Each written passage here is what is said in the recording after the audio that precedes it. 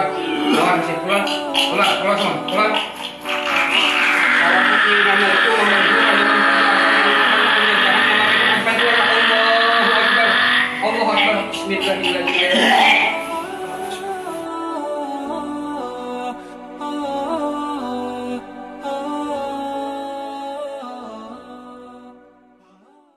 Assalamualaikum warahmatullahi ta'ala wabarakatuh. Jumpa lagi di channel saya Ibnu As-Sabiri. Sobat sekalian, kali ini kita membahas tentang berita yang baru saja viral di akun Instagram @manaberita. Di situ diceritakan tentang rumah yang berpindah secara misterius dalam semalam. Ish, hebat gak tuh? Rumah yang besar tiba-tiba pindah dalam semalam, dan dalam keadaan utuh ya, bukan dipreteli dulu, nggak, langsung pindah dalam semalam. Jadi ini kejadiannya di Desa Mengger, Kecamatan Karanganyar, Kabupaten Ngawi, Jawa Timur. Diceritakan ini adalah rumah warga yang bernama Pak Giman, umur beliau 47 tahun ya. Dan tetangga beliau yang bernama Soeharto pun juga bingung. Tetangga yang paling dekat dengan beliau, yang bersebelahan dengan beliau, itu bilang tiba-tiba rumah Pak Giman itu pindah. Tiba-tiba nggak ada lagi di samping dia, pindah. Ya. Nah, ditanyalah Pak Giman ini karena semua warga heboh mendatangi Pak Giman ini yang ternyata dia adalah praktisi paranormal ya. Tahu dukun lah. Didatangi. Kenapa bisa pindah? Pak Giman pun bilang, kata dia, sebelumnya saya sudah semedi ya. Saya semedi karena saya pengen memindah rumah saya, dimana dengan biaya yang tidak terlalu banyak. Dia pun minta bantuan pasukan dia dari kalangan jin. Ya, lalu dia bilang, jin itu pun bantu dia. Tiba-tiba dengan bantuan jin diangkat ya, oleh jin itu diangkat, langsung pindah. Itu menurut penuturan Bapak Giman tadi. Yang percaya tidak percaya, warga, kenyataannya rumah itu memang pindah dalam semalaman. Ya. Nah, baik. Yang ingin kita garis bawahi adalah, betulkah bangsa jin bisa memindah benda-benda yang sifatnya konkret, yang sifatnya bukan gaib, benda-benda di sekitar kita ya, yang bisa kita sentuh. Betulkah jin bisa memindah? Maka jawabannya itu ada dalam surah An-Naml ayat 38 sampai 40. Silahkan antum buka. Ini tentang cerita Nabi Sulaiman ya, mengumpulkan para parlemennya. Lalu Nabi Sulaiman berkata, ayyuhal mala'u ayyukum ya'tini bi'arsyiha qabla ayyatuni muslimin. Wahai anggota parlemenku, siapakah di kalangan kalian yang dapat memindahkan singgasana Ratu Balkis yang akan datang ke tempat saya sebelum dia datang menyerah kepada saya? Ya. Lalu qala ifritum minal jinni ana atika bihi qabla an taquma min maqamik. Jadi jin ifrit ya, itu berkata kepada Nabi Sulaiman yang hadir di parlemen juga. Dia berkata apa? Ana atika bihi qabla an taquma min maqamik. Wahai Raja Sulaiman, wahai Raja Nabi Sulaiman, saya sanggup memindah singgasana Ratu Balkis ya, sebelum engkau berdiri daripada tempat dudukmu.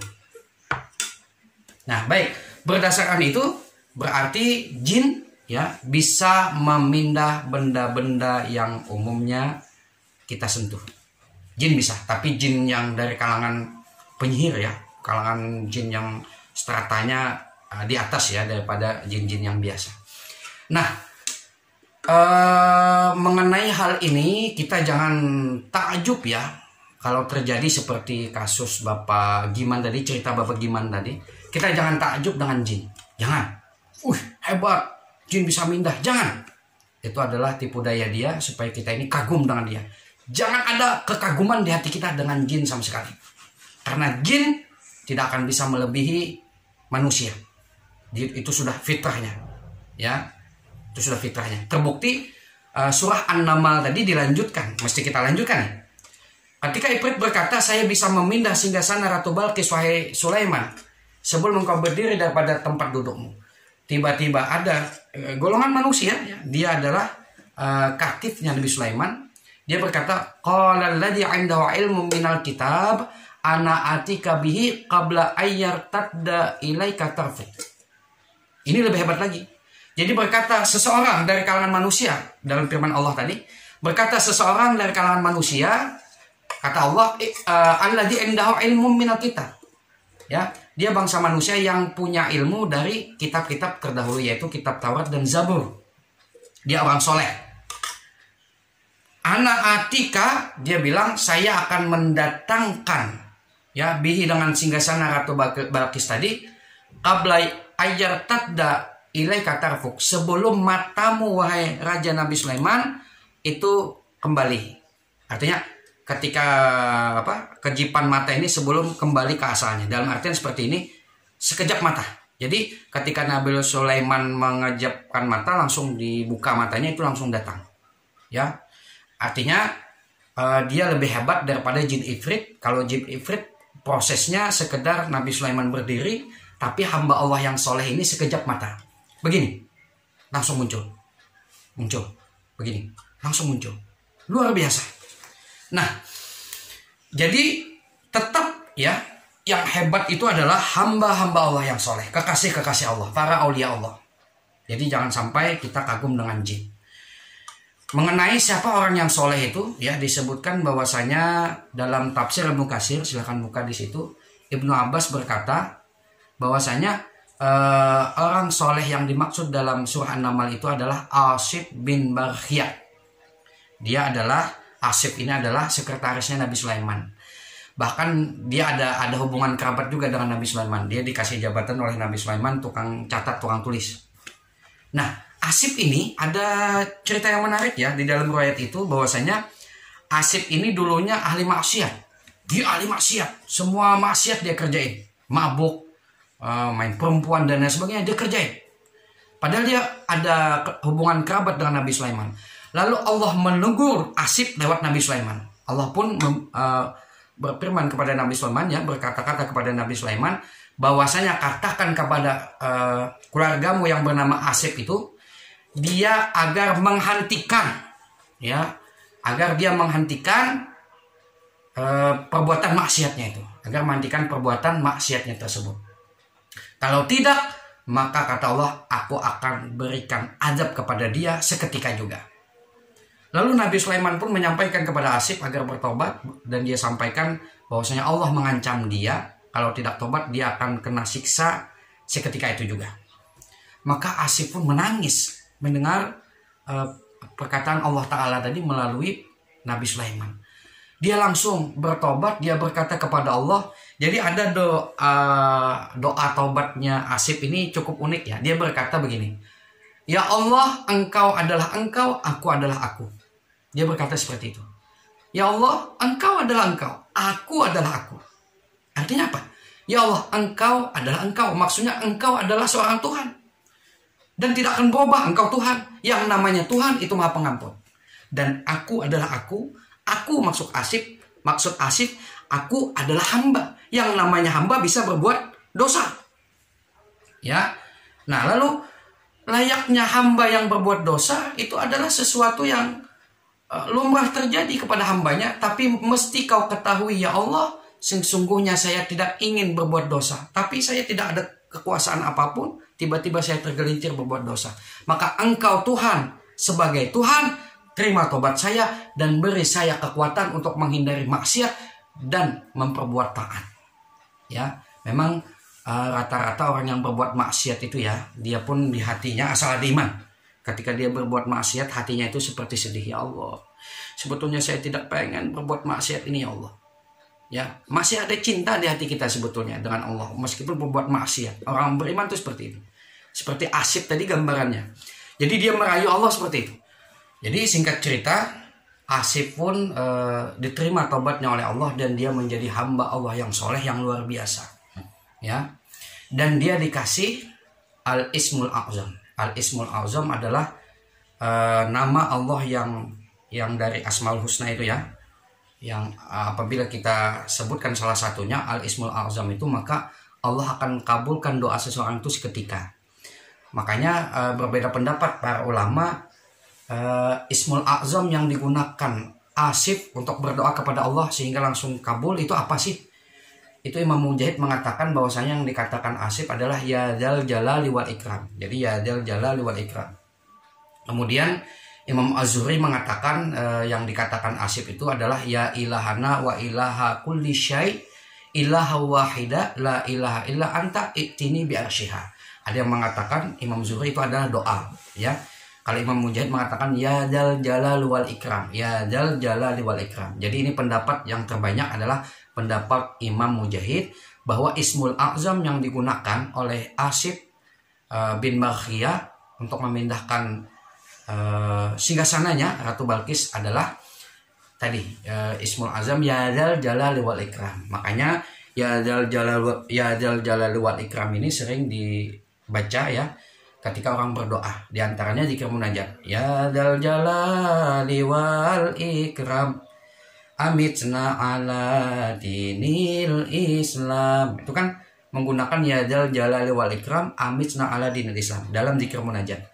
Wahai Tuhan yang memiliki sifat jalal dan ikram, ya, matikan saya dalam keadaan Islam. Jadi ketimbang kita minta memindah benda, ya, memindah sesuatu yang besar, lebih baik kita minta perpindahan kehidupan kita dari hidup di dunia ke alam barzakh dengan Ismul A'zam tadi, ya, supaya kabul, mati dalam keadaan amitna ala dinil Islam. Nah, karena itu lebih hebat dari perpindahan apapun, yaitu perpindahan dari alam dunia ke alam barzakh. Ketika kita meninggal dunia, mudahan dikabulkan Allah dengan Ismul A'zam tadi, ya dzal jalali wal ikram, kita mati dalam keadaan husnul khatimah. Baik. Jadi kesimpulannya begini saja sobat-sobat sekalian, jangan kita takjub ya dengan kehebatan dukun dan bantuan jinnya yang dapat memindah benda-benda tadi. Dan itu memang real ya, jin bisa memindah karena dalam santet, kasus santet itu memang terjadi perpindahan benda seperti paku tiba-tiba masuk ke dalam perut, kawat dan lain sebagainya.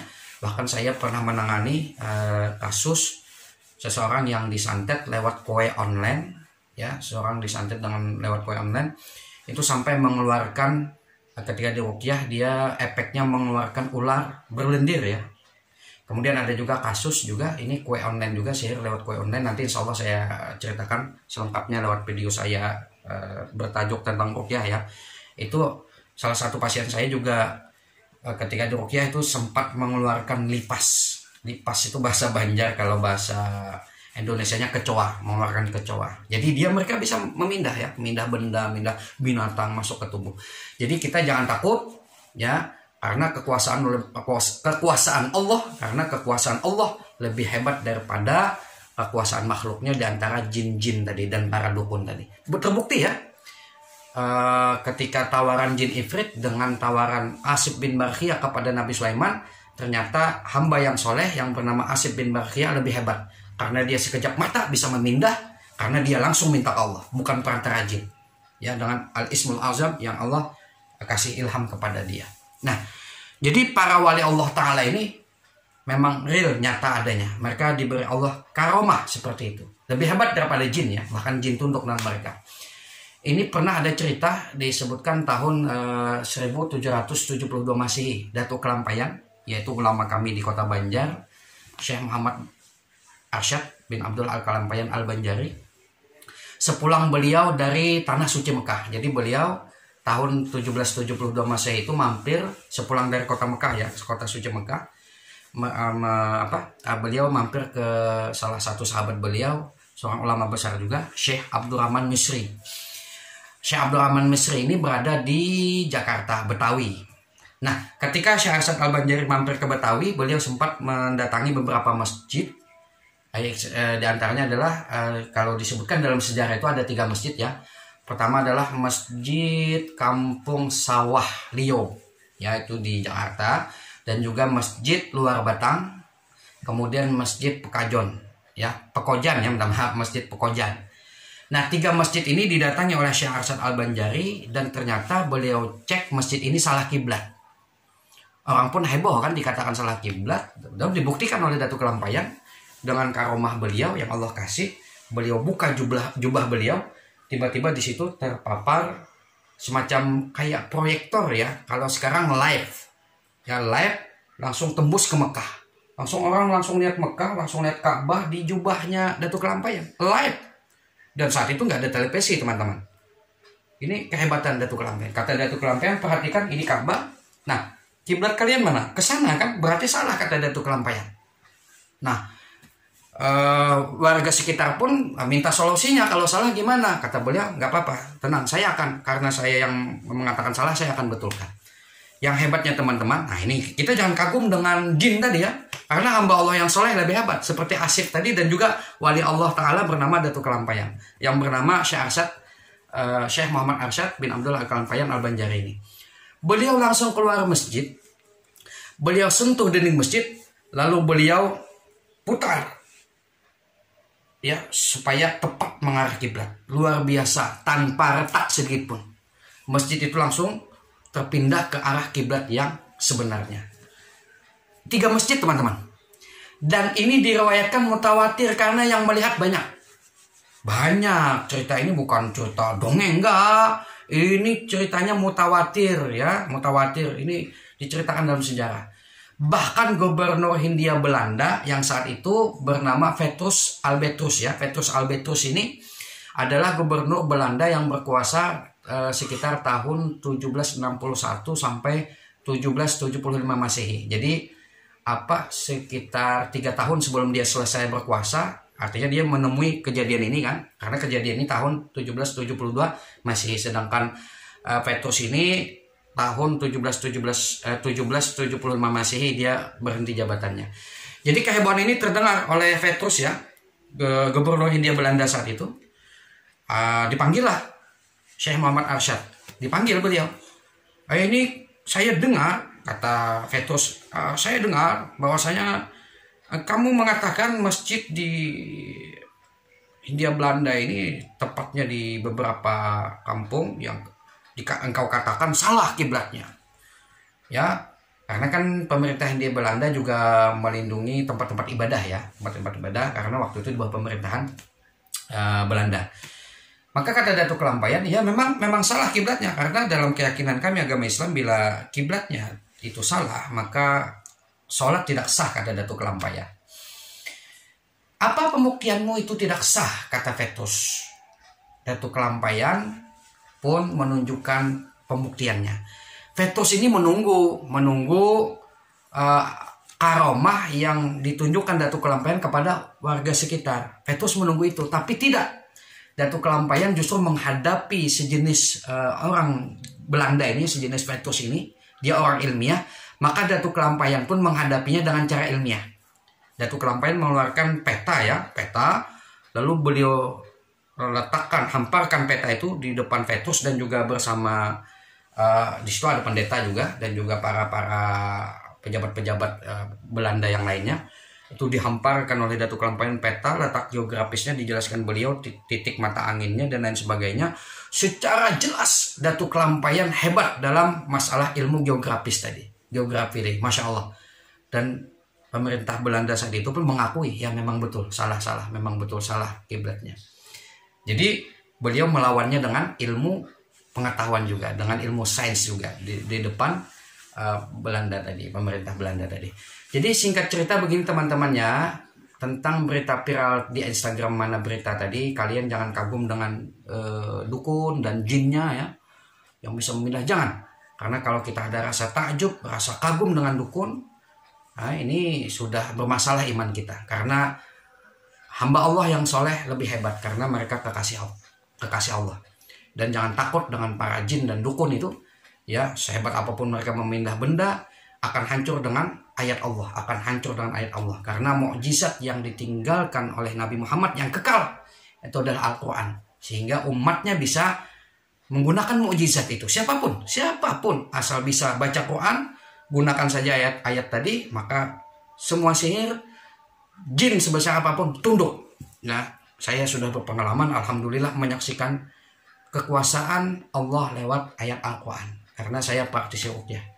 Ini saja kiranya ya yang dapat saya sampaikan. Mohon maaf apabila ada salah kata atau salah ucap. Saya hanya ingin meluruskan sesuatu yang viral di sosial media, agar kita jangan terjebak ya dengan sesuatu yang merusak keimanan kita. Ini saja. Hadanallah wa iyyakum ajmain. Wassalamualaikum warahmatullahi taala wabarakatuh.